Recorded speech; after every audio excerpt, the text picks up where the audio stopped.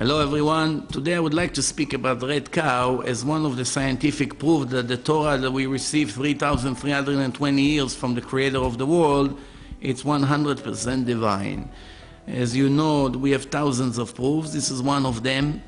According to the Torah, the Jews need to have red cow to purify the high priest, the Kohanim, when they serve in Bet HaMikdash in a holy temple. Sometimes they become impure by touching a dead body or walking over a grave. So these high priests that serve God inside the holy temple are not permitted to enter the holy temple until they'll be purified by special water. Which water? The Torah gives instruction. You have to find a red cow. How many red cows we had in history? Only 9. In tradition, we know that we're going to have altogether 10. We are waiting for the last final one, which we're going to have. That will be used for the third temple that is in the future we are going to receive, God willing. But in history, 9 red cows. The Torah says a red cow completely red, not mixed with other colors. A red cow that nobody ever used before, not for work, not to put any weight on the back of the cow. Once you have a complete red cow that nobody ever used, you slaughter it, you burn everything, you take the ashes and mix with special spring water from Jerusalem, from the Shiloach River, with all kinds of spices, as the Torah gave the ingredients. You mix all this water and you splash on the impure Kohanim. Every Kohen that is impure, there's a Kohen that splash on him this water, and now he becomes pure and is permitted to go and serve inside the temple. This is the background. The Midrash, which is a part of the Oral Torah, asks a question. Are Jews permitted to buy a red cow from a Gentile, from a non-Jew? If a non-Jew was lucky to have a red cow, is it possible that Jews can come and buy the red cow from him? What's the question? What's the doubt? The doubt is that if the goy, the non-Jew, put weight on the back of the cow, obviously he's not going to tell them, because we're talking millions of dollars in our time. If he knew that by just putting a bag of rice on the back of the cow, he just lost millions of dollars, no person will ever tell the truth almost. And can we count on him to tell us the truth or not? Why? If the cow was used, it doesn't worth anything more than regular cow. If it wasn't used, it's worth hundreds of times more. That's the question. The answer is, of course, you can buy and you don't have to wait for him to tell you the truth.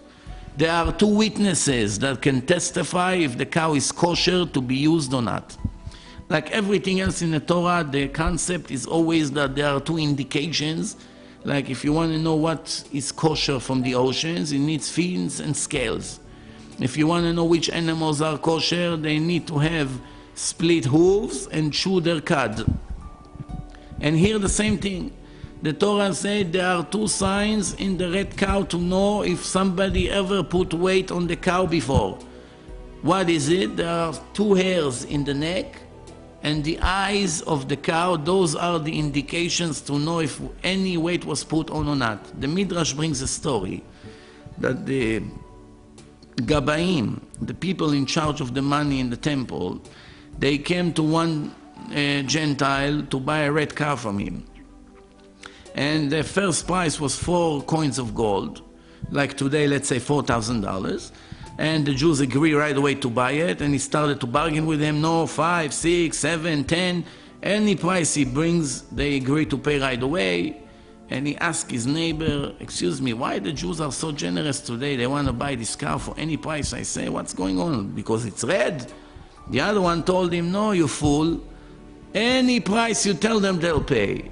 Right away, he raised the price to 1,000 coins of gold, 250 times more than the asking price. The Jews have no choice. They must buy this red cow. They agree.